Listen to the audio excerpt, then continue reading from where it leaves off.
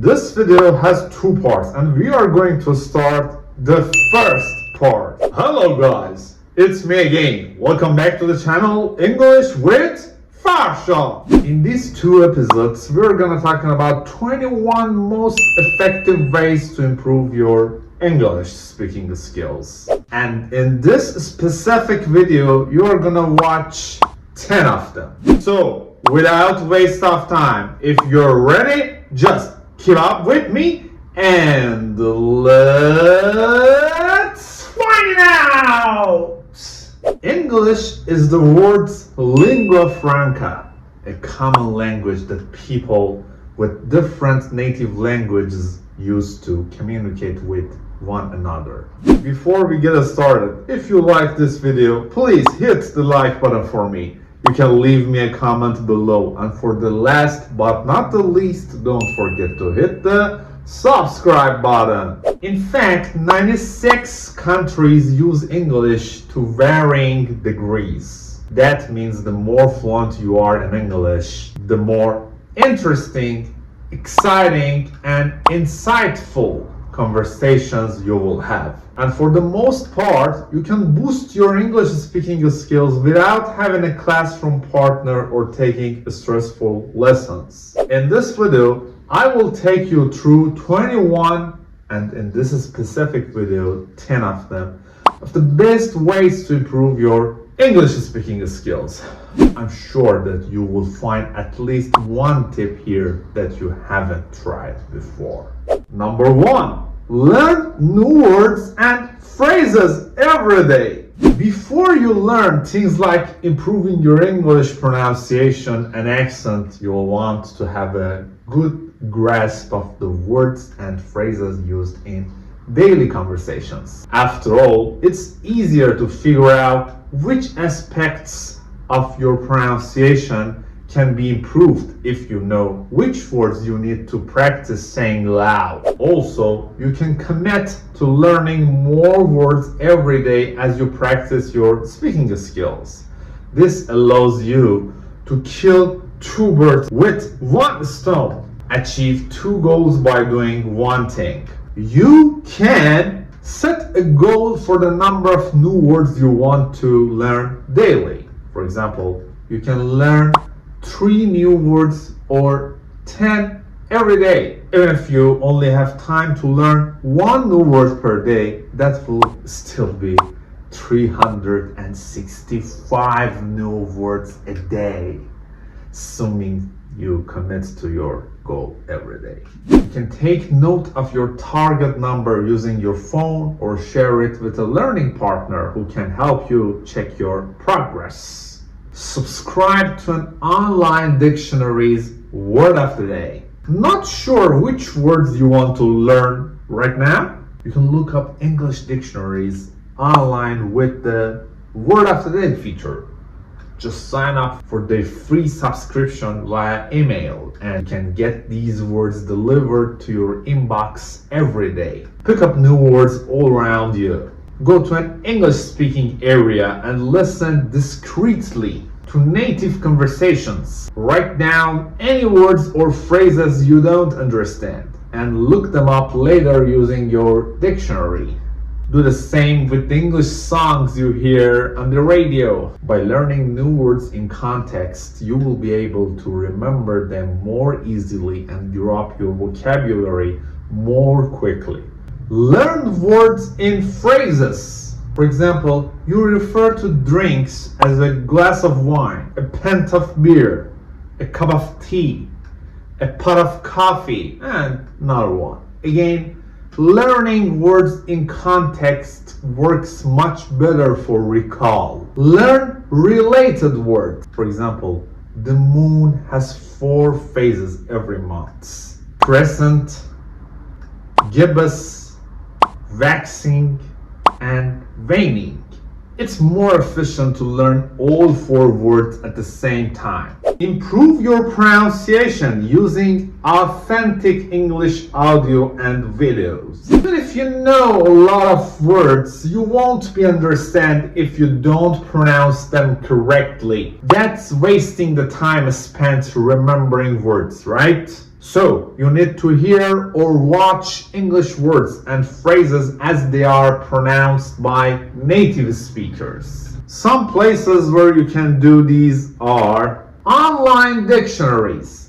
You will notice that these dictionaries often have little speaker symbols next to the new word. Some of them, like the Cambridge Dictionary, even have different audio for American and British pronunciations. Just click the speaker symbol, listen carefully, and imitate the way the audio pronounces the word. YouTube! Sometimes when you search for the pronunciation of a certain word online, the results will show YouTube videos.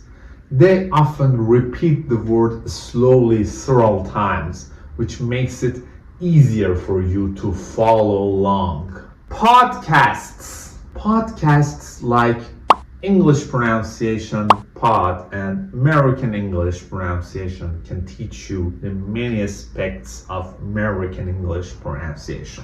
If you're having trouble pronouncing whole words, you may want to work on pronouncing individual letters first. For example, when pronouncing English vowels, prepare your mouth for speaking by making sounds of the vowels A, E, I, O, and U. Make a shape with your mouth as you make these sounds. Exaggerate the sounds and shapes. That is, make them very large and very obvious. By practicing these basic sounds, it will be easier to hear the difference between, for example, a cat and a cut.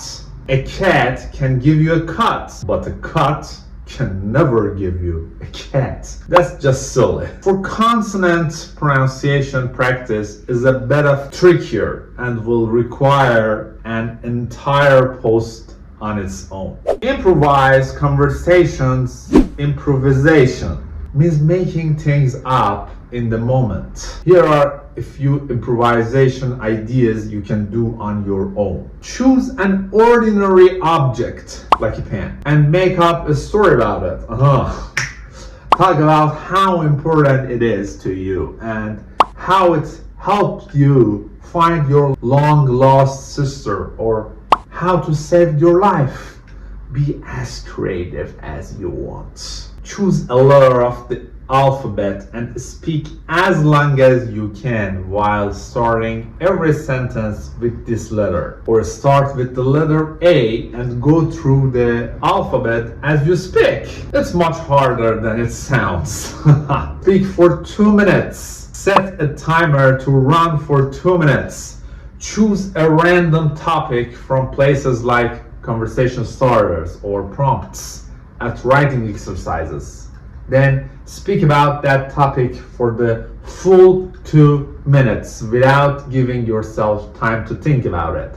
The first minute might be hard, but by the second minute you will start to speak more confidently and comfortably. Try this as many times as it takes to get comfortable within the first minute. Practicing improve is a good way to get more comfortable speaking with others, since it teaches you to speak without preparation.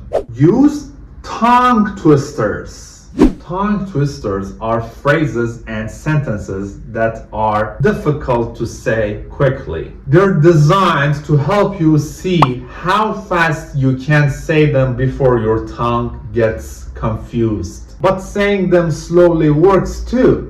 It's an excellent way to work on your pronunciation and how clearly you speak, making sure to correctly and clearly say every word. Once you're comfortable saying the words slowly, try to say them faster, gradually increasing your speed with each new repetition, even if you get some words wrong.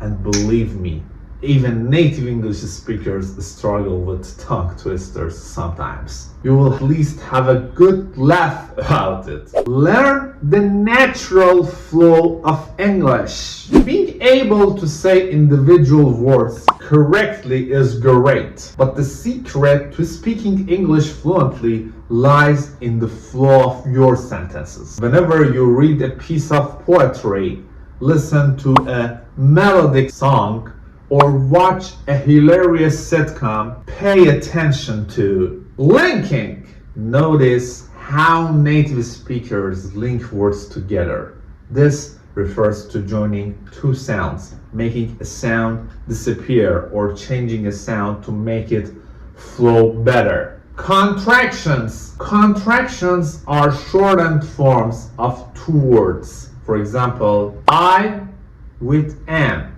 will be I'm. He with will makes it he will. He will. They with have. Dev. Dev. Do with not will be don't.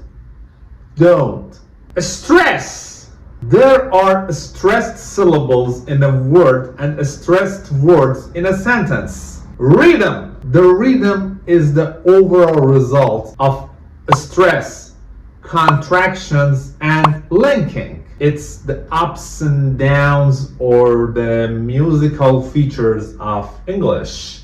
You can also think of it as the speed and sound of your speaking. Finding your perfect speaking rhythm can go a long way toward boosting your fluency. A good speaking pace is comfortable, both for you and the listener. Keeps you focused and gives you enough time to think through what you want to say. Here is how you can improve the flow of your spoken English. Find a short paragraph or even just a sentence at your reading level. You can find lots of short reading passages for different levels. You can also open your favorite English book to a random page and choose a paragraph or two. Get a recorder or video camera. If your phone doesn't already have a recorder installed, you can download it for iOS or for your Android. Say the paragraph or sentence slowly, then again faster, and again. Once you reach a speed that doesn't feel comfortable or is too fast, slow down. Repeat these a number of times, making sure to record what you say every time. Listen to the recordings. How do they sound? You should have felt a difference when you were speaking too. Speaking slowly helps you work on pronunciation and enunciation. Speaking fast helps you work on your fluency, since you are not worrying about every single word you say. Shadow English speech. Shadowing English basically involves listening to how a native speaker says something and copying it. Here are some ideas on how to shadow English. Pick up your favorite video with subtitles. Make sure it's something you enjoy watching. This is important for the next step. Listen to it many times. Listen to the video once, then read the subtitles to get a good grasp of the general content and flow. Imitate the narrator sentence by sentence. Play, listen, pause, speak, record, copy the speech pattern as best as you can. With enough shadowing, you will naturally get closer to sounding like a native speaker. Just make sure to pick videos with the same English accent. Think in English. When you're learning English and you're having a conversation with a native speaker, your natural tendency is to take what they say, translate it into your native language in your head, mentally create a response in your native language, then translate that response back into English. As you can imagine, this takes a lot of time. It also makes conversations feel slow or even frustrating for the person you are talking to. On the other hand, if you practice thinking in English it takes less time to come up with responses and engage in conversations. You don't have to take the extra step of translating to and from your native language. A good way to start thinking in English is to keep a diary for writing down your daily thought in English. It doesn't have to be perfect. You just want to practice getting your thoughts out in English as often as you can. Retell a story in English. For example, you can start with a familiar story from your culture. Your translation needs to convey not only the meaning of the words you use, but as much cultural nuance as you can pack into it. You can also choose a shorter story or fairy tale that mostly uses words you can understand. Then you can record your retelling or ask a native English speaker to listen to you and give you their thoughts. Sometimes you have words in your language that don't easily translate into English, and that's okay. You can try to explain it in another way, like how an untranslatable word would feel to a native English speaker. Use English pronunciation apps. If you've ever wondered whether there is an app to help you perfect your English pronunciation, the answer is yes. There's a lot of them, in fact. For example, Elsa Speak, available on iOS and Android, uses speech recognition technology to help you correct the way you say words in English. The lessons are arranged according to topic, travel, business, and other things. If you're taking proficiency exams like the IELTS, this app can come in handy too. Participate in public speaking events. Big universities, theaters, and cultural societies often organize events like open debates, spoken word readings, and improvised storytelling gatherings. These are places where you can come and mingle with like-minded people and practice speaking English. Many cities host TED Talks where you can register, participate, and share your innovative ideas. Check the events page of your local university to see if there are any of these opportunities available. It might be a nerve-wracking experience, but it would be great for your English. But what if you don't feel confident in speaking in English? Don't worry, all language learners deal with this at the same point. One of the best ways to overcome the lack of confidence is to get out there and practice. So guys, this is the end of this video. The part 1 of this subject. Stay tuned and keep up with me and wait for the next episode.